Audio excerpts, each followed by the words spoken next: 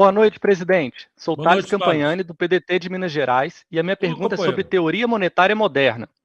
A MMT é uma teoria oriunda de estudo de como as maiores economias capitalistas se desenvolveram. E um dos fatores-chave que foi descoberto foi relacionado à moeda, que essas economias que emitem a própria moeda, elas realizaram uma grande expansão monetária, usando a lógica de primeiro se gasta para depois se arrecadar.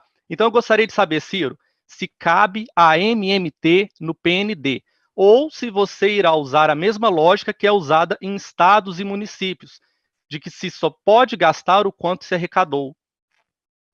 Veja, Thales, essa é uma pergunta que a gente tem que amadurecer e eu estou profundamente interessado em amadurecer isso. Deixa eu explicar para quem não estando iniciado, como você brilhantemente está, não entendeu ainda. Basicamente, as pessoas dizem, a teoria conservadora diz que a moeda ela só pode ser emitida numa quantidade que corresponda a uma fração ideal do PIB do país que a emite. Então, teoricamente, no passado era ouro. Então, você só podia emitir o dólar se tivesse correspondência em ouro guardada aquela moeda. Então, teoricamente, a moeda é um título de crédito, sem prazo, sem juro, e isso é importante a gente fixar, é uma espécie de título de crédito sem prazo e sem juro, mas é um título de crédito que se realiza contra uma riqueza real.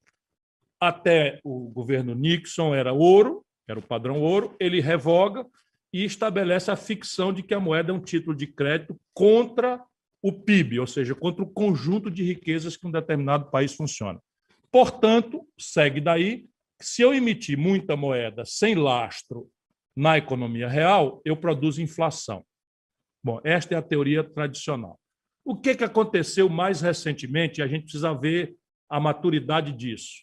Aconteceu que explodiu a pandemia, aliás, explodiu a crise de 2008, antes de mais nada, que matou qualquer defesa do neoliberalismo. Só no Brasil ainda tem quem defenda, teoricamente, intelectualmente, essa coisa que foi desmoralizada na crise de 2008 e acabou de ser enterrada agora pela pandemia e pelos anúncios de política pública que o Biden vai estar fazendo e que a Europa vem fazendo também, né? E que a China sempre fez.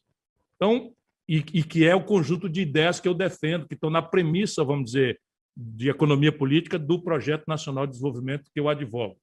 Então, repare, é cedo para a gente dizer se isso é fundamental ou não, mas o que aconteceu nesses países? Eles emitiram muita moeda para pagar vacina, para pagar socorro emergencial, para fazer crédito para as empresas substituírem o faturamento estrangulado pelo isolamento social, e não aconteceu inflação nenhuma. Isto é o empírico, isso é o que aconteceu na Europa e o que aconteceu nos Estados Unidos, especialmente, onde o Fed, o Banco Central Americano, rasgou tudo que era conservadorismo e saiu para emprestar dinheiro direto para as empresas, dinheiro esse que ele próprio não tinha e que não veio de impostos e que ele emitiu, sem lastro, e não teve inflação. A partir daí, começaram-se a elaborar teorias que acabaram nessa teoria da nova...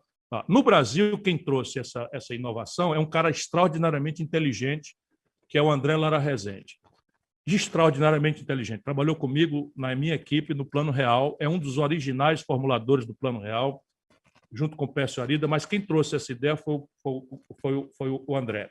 E o que ele diz? Vamos abrir essa discussão, que é novidade.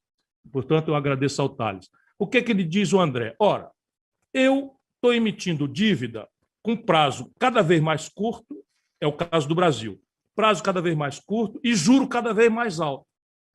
E ele tem razão, o Brasil está caminhando para 100% do PIB e um quarto disso está vencendo em 4 dias, portanto, é quase dinheiro. Pergunta o André para argumentar, por que eu preciso emitir um título que vence em 4 dias, com juro lá no céu, se eu posso emitir uma espécie de título sem prazo de vencimento e sem juro que